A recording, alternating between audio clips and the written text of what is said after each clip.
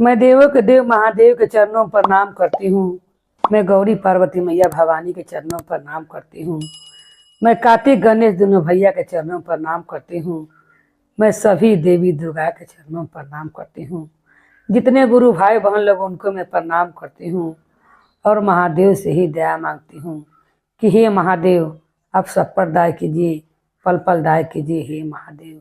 गुरु भाई बहन लोग, एक समय की बात है कि नारद जी धरती लोक पर घूमने के लिए आते हैं और घूमते घूमते वो धरती पर का सब देख कर जाते हैं और महादेव से कहते हैं कि हे महादेव, मेरा मन में एक प्रश्न चल रहा है, आप उसके बारे में मुझे बताइए।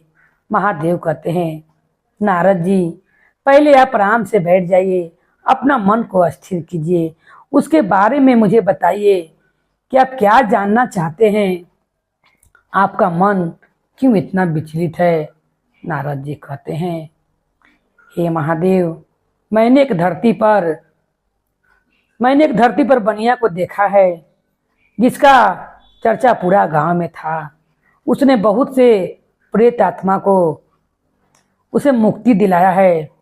उसने ऐसा कैसे किया, मैं ये जानना चाहता हूँ, क्योंकि आप तो देवों के देव महादेव हैं।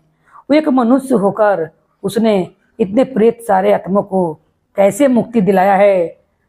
प्रेत कोई साधारण नहीं होते हैं, उनके नाम से ही लोग इतना डरते हैं।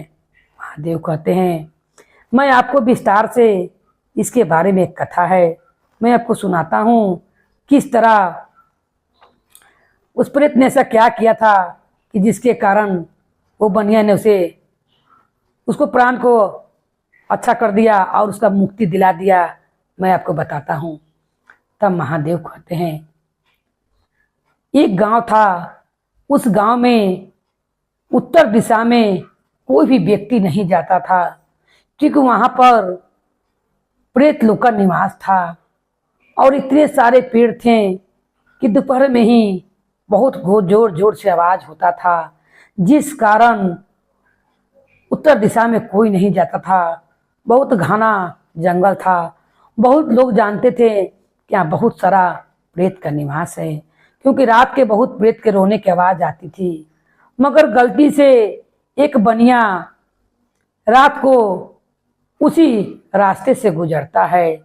जब गुजरता है और उस जंगल में लात धरता है, तले कुछ लोग उनको संगे 4 गो रहते हैं बनिया के मित्र, वो तीनों उन्होंने भटक जाते हैं, छूट जाते हैं। उतने में एक प्रेत आता है उस बनिया के पास।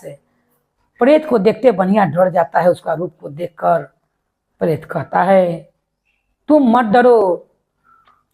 तुम क्यों डर रहे हो?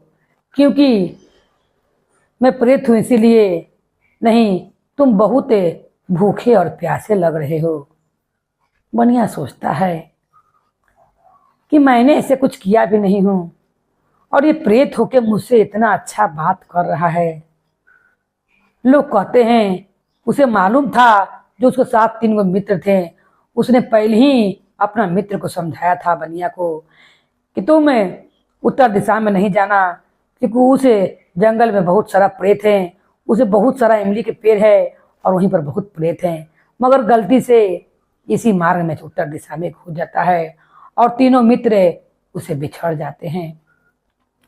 ये सुनकर वो सोचता है कि मेरा मित्र ने तो कहा था कि उत्तर दिशा में बहुत प्रेत है, वो किसी को जीवित नहीं छोड़ते हैं। मगर एक ऐसा प्रेत है कि मुझसे आकर पूछ रहा है कि आप बताओ कि तुम को भूख बहुत लगा होगा, तुम पहले खाना खा लो और पानी पी लो।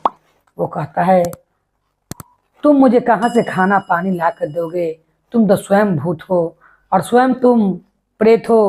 वो प्रेत कहता है तुम पहले खा लो, उसके बाद में मैं अपने बारे में तुम्हें बताता हूँ। और तुरंत देख अपनी शक्ति से प्रेत क्या करता है कि एक छैती में ढेर सारा फल ऐसे हाथ करता है, उसमें फल आ जाता है और गला में पानी बनिया को भोजन करने के लिए देता है। बनिया भोजन करके प्रसन्न हो जाता है और उसी में से फल को छोड़ता है और प्रेत से कहता है कि आप भी खा लीजिए, जब प्रेत फल खा लेता है तब कहता है बनिया कि ये बताइए कि आपने ऐसा क्या कर्तव्य किया था कि जिस कारण आपके हाथ में ये फल से भरा टोकरी और ये घाला आ गया। क्योंकि आप प्रेत के जीवन जी रहे हैं, आप कोई अच्छा कर्तव्य तो किए नहीं होंगे जिस कारण आपको आत्मा भटक रही है। वो कहता है कि मैंने तो अच्छा कर्तव्य किया हूँ, पहले मैंने खराब कर्तव्य किया था। मैं तुम्हारे अपने बारे में बताता हूँ कि मैं पहले क्या था। वो बनिया कहता है मुझे बताइए आपने ऐसा क्या किया है कि आपको मरला के बाद, प्रेत होला के बाद भी आपको ये शक्ति प्राप्त है कि आपका हाथ में इतने सुंदर सुंदर मीठे मीठे फल आ गए और एक घड़ा पानी आ गया। तब वो कहता है प्रेत है कि मैं एक अगले जन्म में मैं एक सेठ था और मैं दूसरा को धन को हड़पता था। मेरा दोस्त एक पंडित था, वो मुझे बहुत समझाता था, मुझे पाप करने से रोकता था, मुझे अच्छे अच्छे बातें समझाता था, मगर उसकी बात का मुझ पर कोई असर नहीं होता था।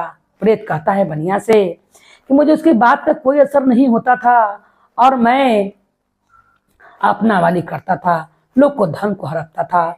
एक दिन मेरा दोस्त पंडित ने सोचा कि इसको मैं ले जाकर गंगा स्नान कराता हूँ और इसके सारा पाप कटने के लिए एक टोकरी से भरा केला गाय माता को भोजन करवाता हूँ और एक बाल्टी पानी पिलवाता हूँ, इससे इसका सारा पाप कट जाएगा।